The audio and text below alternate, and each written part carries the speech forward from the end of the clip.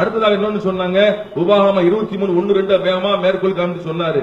விதையடிக்கப்பட்டவன் வரக்கூடாது, 10 போட்டு விளக்கமா விளக்க தேசிப்புள்ள வரக்கூடாது அப்படின்னு சொல்லுகிறதான பைபிள். வருத்தப்பட்டு பாரம் சுமக்கிறவர்களே, நீங்கள் எல்லாரும் என்னிடத்தில் வாருங்கள் என்று மத்தேயுவிலே வாசிக்கும் போது தெளிவாக சொல்லப்படுகிறது. பழைய ஏற்பாட்டிலே சொல்லப்பட்ட சட்டங்கள் புதிய ஏற்பாட்டு கிறிஸ்தவர்களாகிய நாங்கள் பின்பற்ற வேண்டிய அவசியம் இல்லை. பழைய ஏற்பாட்டிலே சொல்லப்பட்ட சட்டங்கள் புதிய ஏற்பாட்டு கிறிஸ்தவர்களாகிய நாங்கள் பின்பற்ற வேண்டிய அவசியம் இல்லை. நன்றாக புரிந்து கொள்ளுங்கள். பழைய ஏற்பாடு சட்ட திட்டங்களை புதிய ஏற்பாடு கிறிஸ்துவ நாங்கள் பின்பற்றவில்லை. அன்றைக்கு கொடுக்கப்பட்ட சட்ட திட்டங்கள் இயேசு கிறிஸ்துவுக்கு பிறகு மாற்றி அமைக்கப்பட்டு மிக தெளிவாக சொல்லப்பட்டிருக்கு. அனைத்து ஜனங்களுக்காக இயேசு பூமியில் பிறந்தார். இயேசுவின் காலத்துக்கு முந்தைய நிலை வேற, இயேசுவின் காலத்துக்கு பிந்தைய நிலை வேற. பிந்தைய நிலை என்ன சொல்லப்படுகிறது? இதோ எல்லா ஜனத்துக்கும் நற்செய்தியை நான் உங்களுக்கு அறிவிக்கிறேன். கர்த்தராக இயேசு இந்த பூமியில பிறக்க போகிறார். முழு மனு குலமும் கர்த்தரண்டை வர வேண்டும் என்பதுதான் கடவுளுடைய திட்டம். ஆகவே நீங்கள் சொல்லுகிற சட்ட திட்டங்கள் காலாவதியான ஒரு மாத்திரையை மருந்து கொண்டு வந்து வைத்துக்கிட்டு அவர்களுக்கு காரணங்களை சொல்லிக் கொண்டிருக்கிறார்கள் என்பதை பதிவு செய்து கொள்கிறோம். எல்லா புகழும் இறைவன் ஒருவனுக்கே உரியது. அதாவது பைபிள் இறைவேதமே இல்லை என்பது இறைவனுடைய அருளால் நிரூபிக்கப்பட்டு விட்டது. சரியா? அதாவது வாங்கின அடி தாங்க முடியாம எவ்வளவு நேரம் தான் நாங்களும் வலிக்காத மாதிரி நடிக்கிறது அப்படின்ட்டு பழைய ஏற்பாடு வேலை கிடையாது அப்படின்னு சொல்லிட்டு கிடந்து கதறல. பாத்தீங்களா? காலாவதியான மாத்திரையா காலையில அல்தாப் எடுத்து போட்டதுல, அதாவது பவுல் எபிரேயர்ல என்ன சொல்லியிருக்காரு, இங்க பாரு, நான் சொல்றதையும் சொல்லுவேன், கர்த்தர் சொல்லாதே நான் சொல்லுவேன் அப்படின்னு சொல்லிட்டு அந்த பைண்டிங்ல, பெரிய பைண்டிங்ல, இந்த பெரிய பைண்டிங்ல முன்னாடி உள்ள காவாசி போச்சு. காலையில முதல் அமர்வுல. இப்ப என்னடா அப்படின்னு பார்த்தா அதுக்கு முன்னாடி உள்ள பழைய ஏற்பாடு ஃபுல்லா போச்சு. போய் சாப்பிட உட்கார்ந்துருக்காங்க. போட்ட வர்ற ஐட்டம் ஃபுல்லா வெறும் நாரி போன ஐட்டமா வந்தோனையும் idli cancel, dosa cancel, biryani cancel, வேணாம் அவங்களை விட்டுருக்க, பழைய ஏற்பாடு கேன்சல், வேணாம் வேணாம் என்று சொல்லி கதறக்கூடியதை பாக்குறோமா? இயேசு என்ன சொன்னார்? வரேன். மத்தேயு 5:17 நியாயப்பிரமாணத்தையாயினும் தீர்க்க தரிசனங்களையாயினும் அழிக்கிறதற்கு வந்தேன் என்று எண்ணிக்கொள்ளாதேயுங்கள். அழிக்கிறதற்கல்ல, நிறைவேற்றுவதற்காகவே நான் வந்தேன். நியாயப்பிரமாணம்னா என்ன? பழைய ஏற்பாடுல உள்ளதுதான் நியாயப்பிரமாணம்.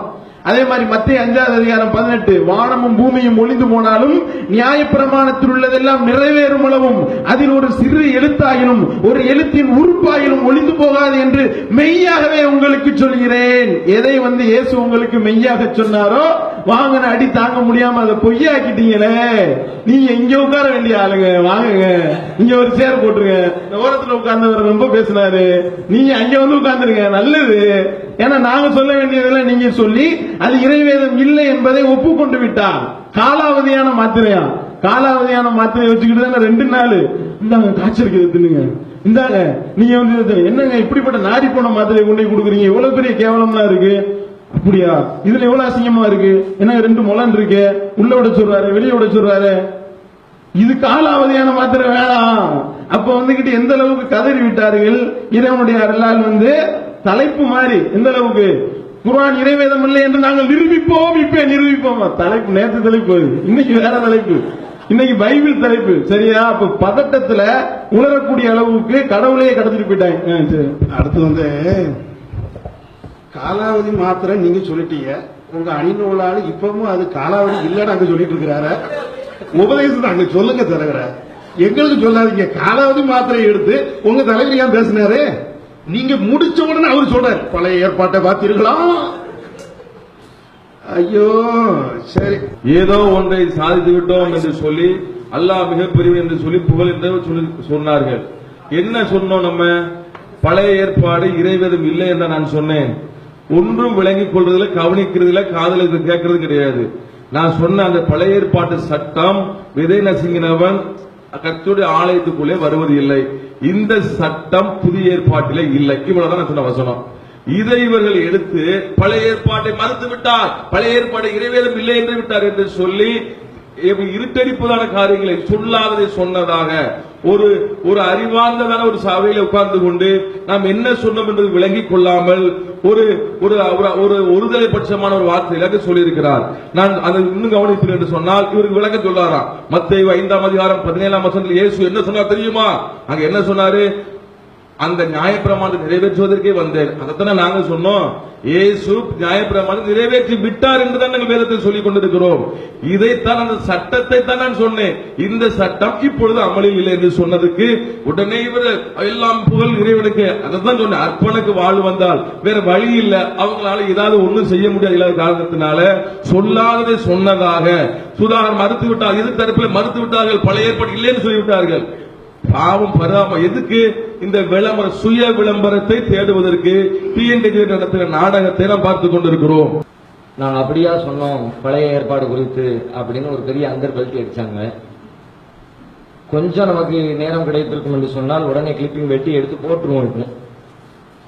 இப்ப அதுக்கு தயாரா இருக்க மாட்டாங்கன்ற தைரியமோ என்னமோ தெரியல. எதிர்வரக்கூடிய விவாதங்கள் அது குறித்த கிளிப்பிங் போட்டு என்னங்கிறத பார்த்துக் கொள்வோம். அன்புக்குரிய சகோதரர்களே, நன்றாக கவனியுங்கள். பைபிளில் பழைய ஏற்பாட்டில் உள்ள சட்டங்கள் அனைத்தும் காலாவதியான மாத்திரை. அந்த மாத்திரையை நாங்கள் பயன்படுத்த மாட்டோம். காலாவதி மாத்திரையை வந்து எங்களிடம் சொல்கின்றீர்களே என்று சொன்ன கிறிஸ்தவ போதகர் அப்படியே அந்தர்பல்ட்டி அடிப்பதை பாருங்கள்.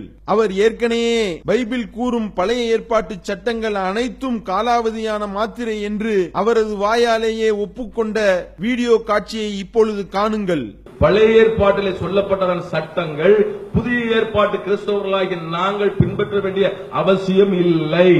பழைய ஏற்பாட்டிலே சொல்லப்பட்ட சட்டங்கள் புதிய ஏற்பாட்டு கிறிஸ்தவர்களாகிய நாங்கள் பின்பற்ற வேண்டிய அவசியம் இல்லை. நன்றாக புரிந்து கொள்ளுங்கள். பழைய ஏற்பாடு சட்ட திட்டங்களை புதிய ஏற்பாடு விசுவாசங்கள் பின்பற்றவில்லை.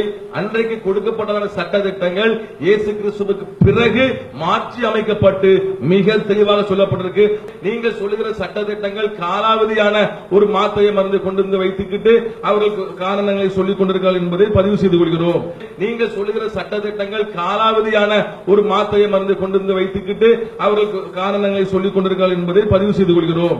பைபிளில் உள்ள ஆபாச அசிங்கங்களை நாம் அள்ளி போட்டவுடன் ஆட்டம் கண்டவர்கள் இதற்கு பதில் சொல்ல வக்கில்லாமல் இது அனைத்தும் மாற்றப்பட்ட சட்டங்கள் என்று சொல்லி அந்தர்பல்ட்டி அடித்துவிட்டு நாங்கள் எப்பொழுது அப்படி சொன்னோம் என்று மறுபடியும் அந்தர்பல்ட்டி அடித்திருக்கின்றார்களே, இதுதான் இறைவேதமா?